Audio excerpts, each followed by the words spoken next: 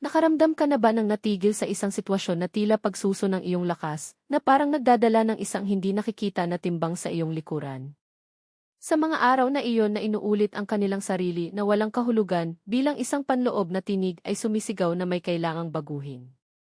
Ngunit mananatili ka, hindi sa takot, ngunit dahil sa palagay mo, kung inaasahan mo ng kaunti pa, ang lahat ay makakabuti. Ang kwentong ito ay hindi lamang sa akin, ito ang kwento ng libong mga tao na tumawid sa aking daan. Ako ay Hudyo, at mula sa isang maagang edad natutunan ko mula sa karunungan ng aking mga ninuno upang makilala ang mga palatandaan ng buhay, kailan lalaban at kailan magpapatuloy. At maniwala ka sa akin, ang pag-alam kung paano lumayo sa tamang oras ay isa sa pinakamatalino at hindi gaanong pinahahalagahan, mga kilos na umiiral. Isipin ang iyong sarili sa isang barko na nagsisimula ng lumubog. Naririnig mo ang mga grimaces sa katawan ng katawan, naramdaman ang pagtaas ng tubig, ngunit nasa kubyerta pa rin ito, umaasa na ayusin ng kapitan ang problema.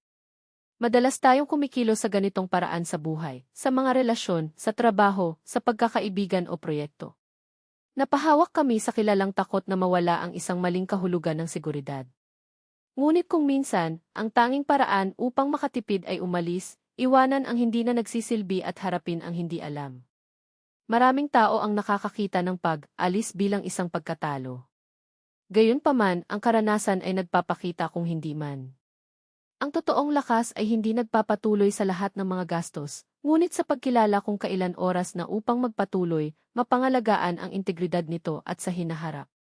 Ngayon, galugarin namin ang siyam na sitwasyon kung saan ka lumayo ay hindi kahinaan, ngunit isang gawa ng katapangan at katalinuhan. Nakita ko ang mga taong nanatili ng maraming taon sa mga relasyon na kumonsumo sa kanila, na nakangiti sa mundo habang nawala ang kanilang sarili. Nakilala ko ang mga mahuhusay na propesyonal na nasa mga trabaho kung saan hindi sila pinahahalagahan, nawawala ang ilan sa kanilang kakanyahan araw-araw. Ako mismo ay naramdaman na wala sa paraan na iniisip na walang kahalili.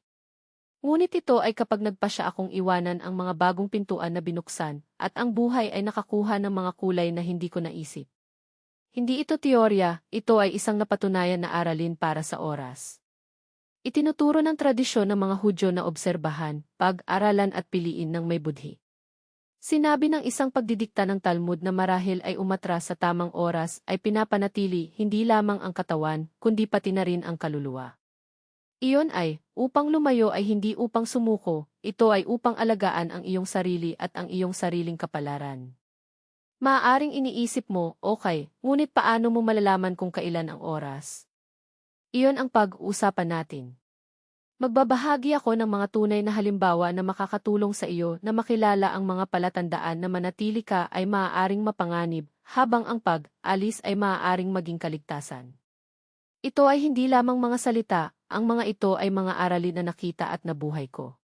Kung susundin mo hanggang sa huli, malalaman mong huwag mag-aaksaya ng mga taon sa isang bagay na sumisira sa iyo sa loob, na kinikilala kapag lumayo ka ay karunungan at kung paano ito gagawin nang hindi nawawala ang iyong kakanyahan.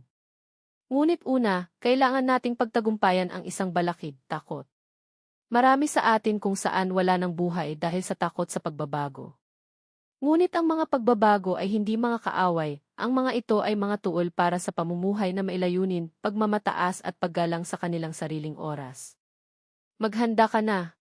Galugarin natin ang siyam na sitwasyon kung saan ka lumayo ay ang makatwiran, matapang at matalinong desisyon.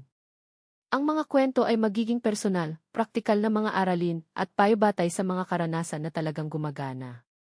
Kung handa ka nang marinig ang katotohanan, kahit na mahirap, ngunit taos, puso, magkakaroon ka ng isang pagkakataon upang mabago ang iyong buhay. Ngayon na naunawaan natin na ang paglayo ay hindi pagkabigo, ngunit isang kilos ng karunungan, pag-usapan natin ang tungkol sa mga konkretong sitwasyon na aking napansin at nabuhay. Ang mga kwentong ito ay hindi kathang-isip, ito ang mga aralin na itinuturo sa atin ng buhay sa mahirap ngunit mahalagang paraan. Ang unang sitwasyon, mga ugnayan kung saan hindi ka pinahahalagahan. Nakilala ko ang maraming tao, lalo na ang mga kabataan, na nanatili sa mga relasyon kung saan sila ay hindi pinansin, walang respeto o kahit na napagkamalan. Ang isang kaibigan, na tatawagin ko kay David, ay nagtitiis ng mga taon na nag-iisip ng mga bagay ay magiging mas mahusay. Ngunit walang nagbago. Tuwing sinubukan niyang ipahayag ang kanyang damdamin, nakatanggap siya ng kawalang interes o pagpuna. Kailan lamang naintindihan na ang halaga nito ay hindi nakasalalay sa pag-apruba ng iba ay lumayo ito. At hulaan kung ano. Natagpuan niya ang isang relasyon kung saan siya ay iginagalang at mahal. Noon lamang napagtanto mo na ang mga taon na nawala sa mga walang laman na relasyon ay itinapon ang oras. Malinaw ang aralin, pahalagahan ang iyong sarili. Kung ang isang tao sa tabi mo ay hindi nakikilala ang kahalagahan nito, oras na upang magpatuloy. Ang oras na ginugol sa mga hindi nakikita ay mababawi ka na. Ang pangalawang sitwasyon, isang trabaho o proyekto na sumisira sa iyo. Nagkaroon ako ng trabaho kung saan nagising ako na may timbang sa aking dibdib. Nakakalason ang kapaligiran, ang pamumuno. Hindi ito nagbigay ng silid upang lumago at ang mga proyekto ay nakabuo lamang ng stress. Sa loob ng mahabang panahon, sinubukan kong patunayan na nagawa ko, humawak at umaasa sa mga pagbabago. Ngunit ito ay lamang kapag naglalakad ako palayo na ang mga oportunidad ay nagtatrabaho sa kung ano talaga ang ginawa ko. Minsan ang pagbabago ng landas ay mas mahusay kaysa sa patuloy na pagod. Ang pag-alis ay maaaring magbukas ng mga pintuan na hindi mo maiisip na umiiral. Ang pangatlong sitwasyon, mga pakikipagkaibigan na nag-aalis ng iyong enerhiya.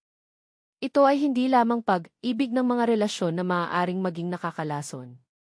Pagkakaibigan din may mga tao na sumuso ng kanilang lakas, pumuna, inggit o samantalahin lamang. Ang isang kaibigan ko, natatawagin ko si Simon, ay nagtago ng isang pakikipagkaibigan sa isang tao na patuloy na nabawasan siya. Lamang kapag siya ay lumakad palayo ay nakaramdam siya ng kaluwagan at kagalakan. Ang aralin ay simple, sinusuportahan ng mga tunay na kaibigan at magbigay ng inspirasyon sa iyo, huwag mong hilahin ka. Huwag matakot na mapupuksa ang mga nasaktan sa iyo.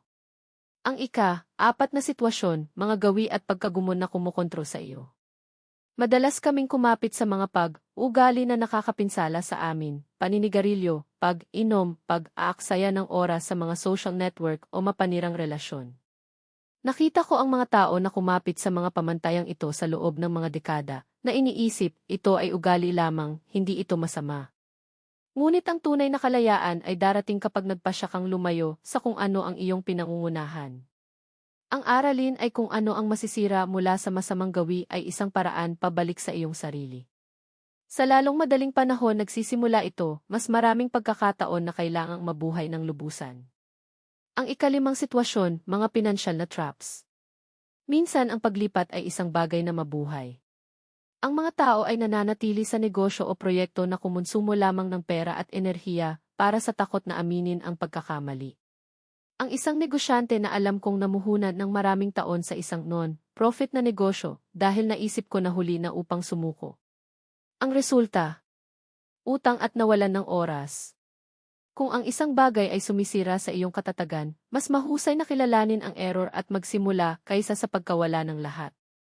Ang ika-anim na sitwasyon, isang panlipunang bilog na naglilimita sa iyo. Ang aming mga kumpanya, mga kaibigan, kasamahan, maging ang mga kapitbahay, nakakaimpluwensya sa aming buhay. Kung napapaligiran ka ng mga tao na nagrereklamo lamang, iyon lamang ang pumuna, humihina ng loob at kumalat sa takot, sumisid ka sa isang mabagal na lason. Ang iyong enerhiya ay kumukupas, nawawala ang iyong pagganyak, at nang hindi na pagtanto, hindi ka na ang iyong sarili. Ang pag-urong sa kapaligiran na ito ay hindi duwag, ito ay kaligtasan ng buhay.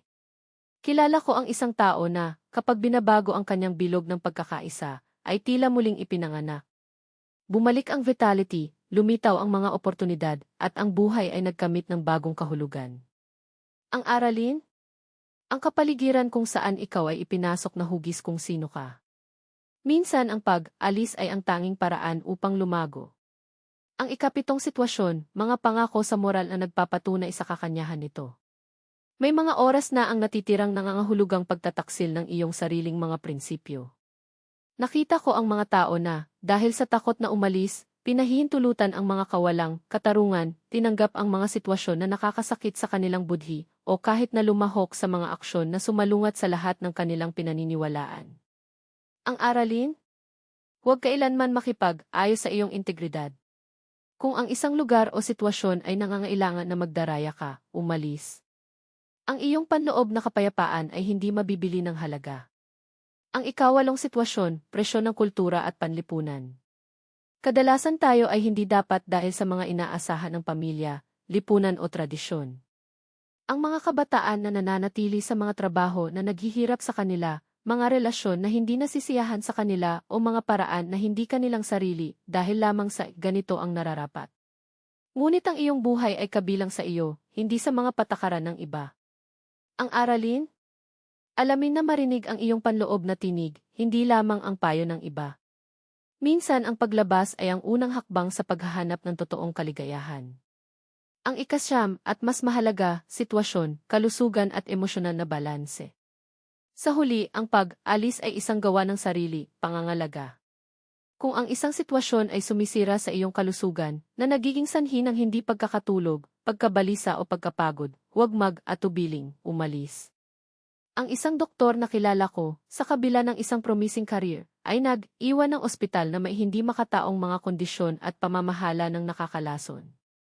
Sa una, ang takot sa kawalan ng katiyakan ay mahusay, ngunit ngayon nagpasalamat siya sa pagpapanatili ng kung ano ang talagang mahalaga, ang kanyang kalusugan at ang kanyang katinuan. Ang aralin?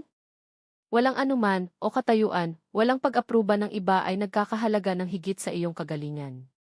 Ang lahat ng mga sitwasyong ito ay humahantong sa amin sa isang simpleng katotohanan. Ang paglabas sa oras ay hindi sumuko, ito ay upang igalang ang iyong sarili, ang iyong mga mapagkukunan at iyong hinaharap. Tulad ng sinabi ng karunungan ng ninuno, huwag kumapit sa kung ano ang sumisira sa iyo. Pumunta kung saan nakikita at kinakailangan ang iyong halaga. Kinakailangan ng buhay na malaman natin kung paano kilalanin ang mga palatandaan. Kapag nagpapatuloy ka, kung kailan lalaban at, higit sa lahat, kapag umalis ka. Ang kakayahang ito, na nasubok sa pamamagitan ng oras, ay kung ano ang nagpapahintulot sa amin. Panatilihin ang ating enerhiya at ating kakanyahan. Nakita ko kung paano iwanan ang mga tao. Nabawi nila ang kagalakan, kumpiyansa at kasiglahan. Hindi ito mahika, ito ang kasanayan ng pagiging matapat sa iyong sarili. Ngayon, sumali tayo sa lahat ng mga piraso. Pinag-usapan namin ang tungkol sa mga nakakalaso na relasyon, mga gawa na naghihirap, pagkakaibigan na dumadaloy, gawin na sumisira, mga pinansyal na traps, nakakalaso na kapaligiran, konsesyon sa moral, mga panggigipit sa lipunan at, sa wakas, kalusugan. Ano ang pagkakapareho ng lahat ng mga sitwasyong ito? Sa bawat isa sa kanila, ang pananatili ay nangangahulugang pagkawala ng isang bahagi ng iyong sarili. Sa makatuwid, ang pagbuo ng kakayahang makilala ang tamang oras upang umalis ay napakahalaga. Hindi kapag huli na, hindi kapag ang lahat ay gumuho na, ngunit bago, kapag may pagkakataon pa ring mapanatili ang iyong kalusugan, ang iyong kapayapaan, ang iyong enerhiya at ang iyong mga pagkakataon. Ang pag-alam kung paano makalabas sa oras ay isang sining. At, tulad ng lahat ng sining, nangangailangan ito ng kasanayan, pagmamasid at, higit sa lahat, lakas ng loob na harapin ang katotohanan. Alam kong mahirap umamin, siguro kailangan kong umalis. Nakatira kami sa isang kultura na niluluwalhati ang paglaban, na nakalilito sa pagtitiyaga sa pagkamartir. Ngunit matapos makita ang daang mga kwento, masasabi ko, na natututo na lumabas sa tamang oras hindi lamang makatipid, magbubukas ng mga pintuan para sa isang bagay na mas mahusay. Ipaalam sa akin ang isa pang kwento. Isang kaibigan, tawagan natin siyang John, na ginugol ng mga dekada sa isang posisyon sa pamumuno na naubos sa kanya. Para sa kanya, ang pag-alis ay magiging isang pagkabigo. Natatakot siyang mawala ang katayuan, paggalang at katatagan. Hanggang sa isang araw na pagtanto niya, kung mananatili ako, mawawala ako sa aking sarili. Nagpaputok siya. Ang mga unang buwan ay mahirap, naghahanap ng isang bagong trabaho, muling pag-aayos ng buhay. Ngunit isang taon mamaya ay mas maligaya, natutupad at, higit sa lahat, buhay muli. Ang kwentong ito ay nagpapatunay, kung minsan ang pag-alis ay hindi ang wakas, ngunit ang simula ng isang bagay na mas mahusay. Nais kong panatilihin mo ang mga kwentong ito. Ang buhay ay masyadong maikli upang manatili kung saan hindi ka nila pinahahalagahan, kung saan nawalan ka ng lakas at ang iyong pananampalataya sa iyong sarili.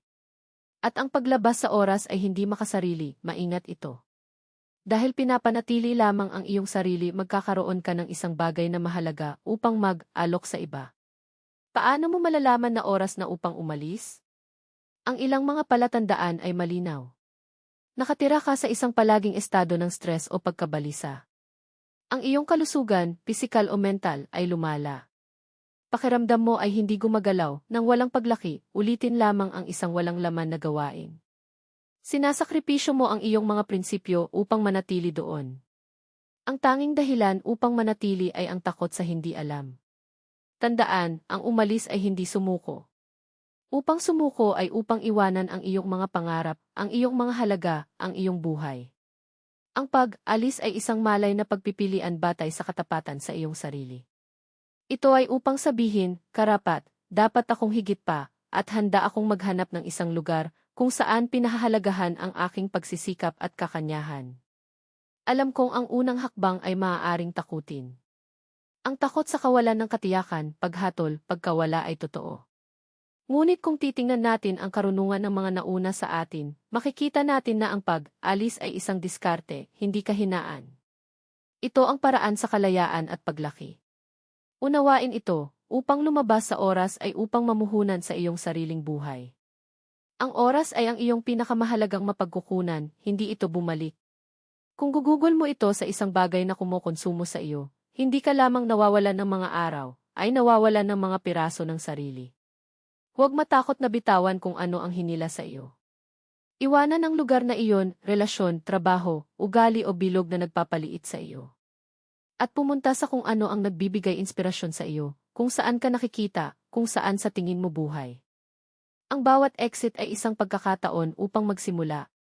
Sa bawat oras na pipiliin mong lumabas sa isang sitwasyon na sumisira sa iyo, pinalakas ang iyong panloob na lakas at tiwala sa iyong sarili. Natuto kang makinig sa iyong mga pangangailangan, igalang ang iyong mga limitasyon, at bumuo ng isang buhay na talagang pag-aari mo. Sa makatuwid, ang aking pangwakas na payo ay ito, hindi ito tema na iwanan kung kinakailangan. Huwag maghintay hanggang sa masira ka ng buhay. Makinig sa iyong sarili, magtiwala sa iyong emosyon at intuisyon. Hindi ka kinakailangan na manatili kung saan hindi ka nila pinahahalagahan. Mayroon kang tama at tungkulin, upang hanapin kung ano ang nagpapasaya sa iyo. At sa pagpili na ito ay naninirahan ang totoong karunungan. Kung ang mga kwento at pagmuni na ibinahagi ko dito ay sumasalamin sa iyo, inaanyayahan kita na sundin ang puwang na ito. Dito, lumampas tayo sa mga salita, galugarin natin ang karunungan na iyon at ang karanasan ay magturo sa atin. Makakakita ka ng mga tunay na ulat ng mga tao na, tulad mo, ay natutunan na marinig ang iyong panloob na tinig, upang kumilos ng may katapangan at mabuhay ng ganap, hindi sa kalahati, hindi sa obligasyon, ngunit may pagiging tunay. Siguraduhing suriin ang susunod na mga nilalaman. Sa bawat isa sa kanila, magkakaroon ka ng mga praktikal na tuol upang makagawa ng mga pagpapasya. Kahit na sa mga mapaghamong sitwasyon. Maging mga hadlang sa mga pagkakataon, dahil ang pag-alis sa tamang oras ay hindi isang pagkatalo, ito ang unang hakbang para sa isang bagong simula. Isang simula kung saan ikaw ay libre, kung saan ang iyong lakas at kumpiyansa ay hindi nakasalalay sa pag-apruba ng iba. Isang simula kapag ang bawat araw ay nagdudulot ng kasiyahan, hindi pagkapagod, layunin, hindi walang laman. Dito ka nakatira para sa iyong sarili, hindi upang matugunan ang mga inaasahan ng iba. At ang pinakadakilang pagnanasa ko ay pagkatapos ng sandaling ito ay tiningnan mo ang iyong buhay sa iba pang mga mata, mas matapang, mas matapat at, higit sa lahat, mas matalino. Lumabas kung kinakailangan. Pahalagahan ang iyong sarili. At sumulong patungo sa buhay na nararapat sa iyo, ang isa na naayon sa iyo.